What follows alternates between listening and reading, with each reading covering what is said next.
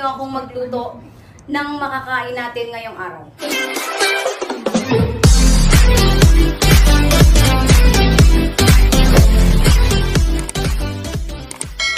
So, ngayon guys, galing ako kanina sa supermarket. So, wala akong nabiling tinapay. So, dahil nga gustong-gusto ko nga guys na kumain ng tinapay, lalo na kapag nagkakape ako, nag-aalmusal sa umaga, hindi pwedeng walang tinapay.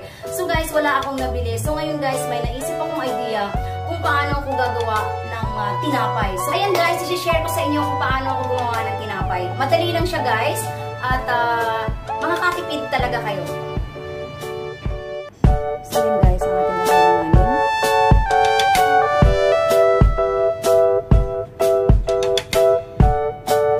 Siyempre, kailangan natin ng kawali. So, simulan na natin ang dito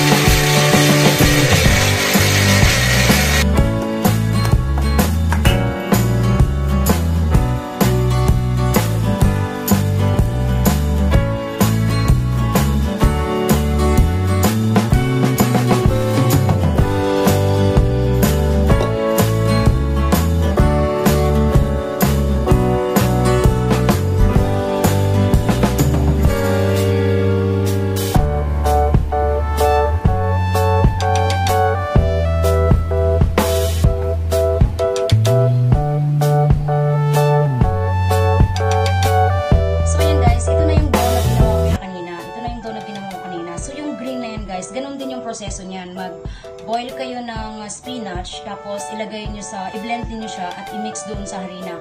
Kasi guys, natitipid kami ngayon sa harina dahil nga 'di ba mahirap lumabas. So ang ginawa ko, naggawa na lang ako ng idea na para hindi ko kaagad maubos yung aming harina. So nag-add na lang ako ng vegetable para makatipid ako sa harina. So ito lang guys, ganito. So kuha kayo ng konti. Kuha kayo ng konti ito guys, ganyan. Bilugin nyo siya. Nagugas ako ng kamay. Yan. So, ayan guys. Isasawsaw natin siya. Isawsaw natin siya sa harina ng ganyan.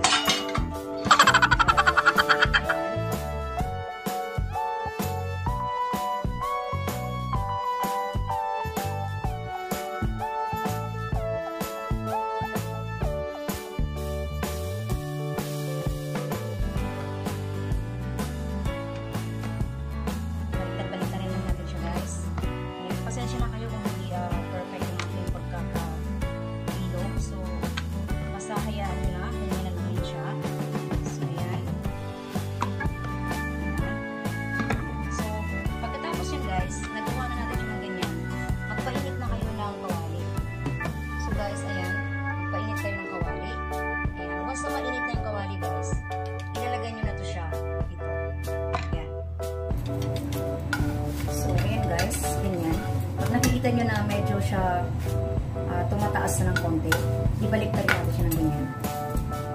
So, hintayin natin ang konti. Sandali lang siya. Mainitan ng konti. Tanggalin natin ito guys. So, ayan. Para ito guys, makatipid din tayo sa mantika. Nalutuin ko siya ngayon sa apoy. So, panahon nyo guys. Diba? Umaangat siya, diba? Ayan. Yan siya guys. So, tipid tayo sa mantika. So, ito guys, ganito din. Same process lang siya. Ayan. Palansyahan nyo na guys, kung hindi perfect yung pagkakabilog. Hindi siyang medyo umangat ng konti. O, diba? Tipid na tayo sa mantika. Kasi nga, maluluto lang siya sa apoy. Ayan. Wala siyang yeast. Kasi kadalasan pag gumagawa ng tinapay, di ba may yeast yan? Para, yeast pala. Para, so,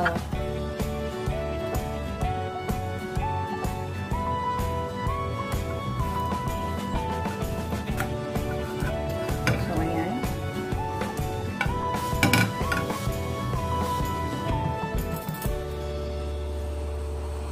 So, ayan guys. Tingnan ninyo. Umaangat yan siya guys. Kahit wala yung yeast. No lang. Pero umaangat siya. Ayan ang aking magiging tinapay.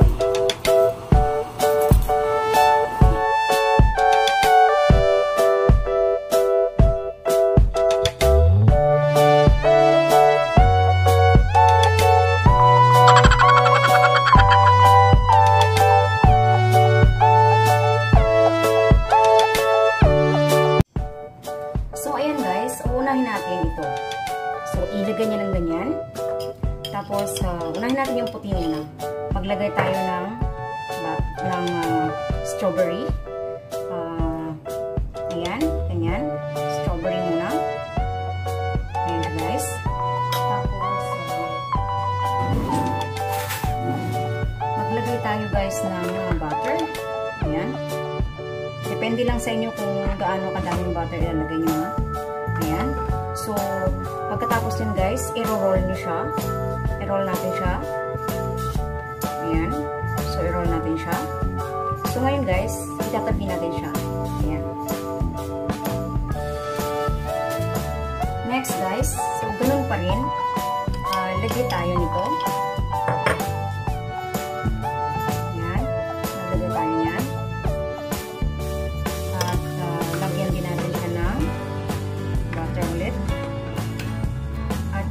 I-roll natin ulit siya guys. Ayan, i-roll natin siya. So, itatabi naman natin siya ulit. Ayan. Ayan. Susunod naman guys ay ito. Yung kulay green. So, pareho lang. Add tayo ng strawberry. Ayan. Depende yan sa inyo ha, kung gaano nyo kadami ang nilalagay. Kahit dito sa butter. So, ayan. I-roll nyo ulit siya. Ng ganyan. Pagkatapos niyan, itabi natin siya ulit. So, ayan guys.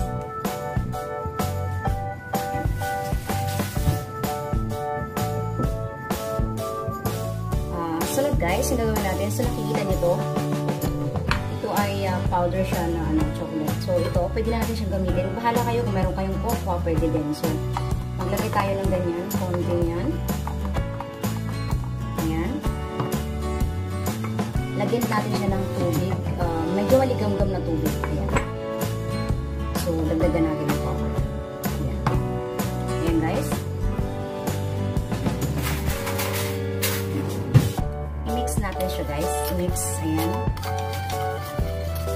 Kailangan malapot siya guys ha. So, dagdagan pa natin. Ayan.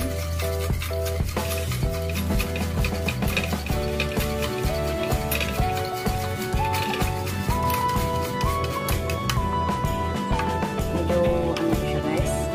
So, dagdagan pa natin.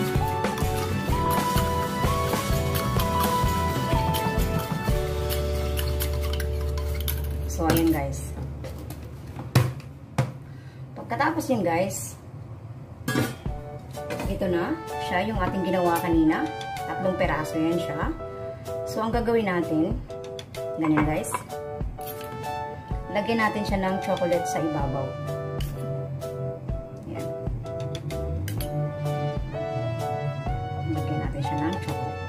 Mas maganda guys kung malapot na malapot yung ating ano. Yan. Malapot na malapot yung ating chocolate.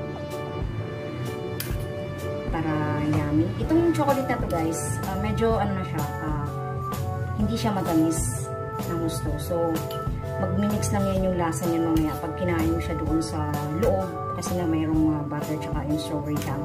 So, ayan, pwede mo siyang ganyanin. Pwede mo siyang ganyan. So, dadamihan natin yan guys para mag-ano talaga siya. Ayan. So, tapos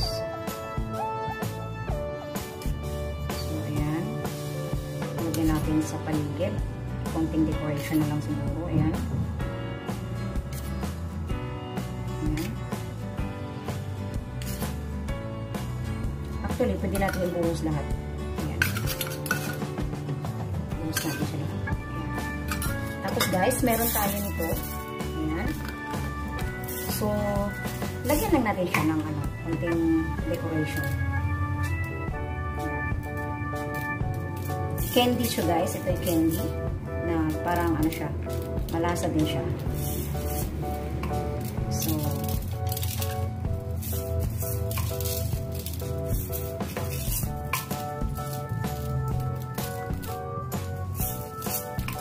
So, ayan na guys. Tapos na ang aking tinapay. Ayan, 'di ba? Napakasimple lang. Ayan, tapos na. Ayan, pwede na siya. Oh. Diba? Ang sarap.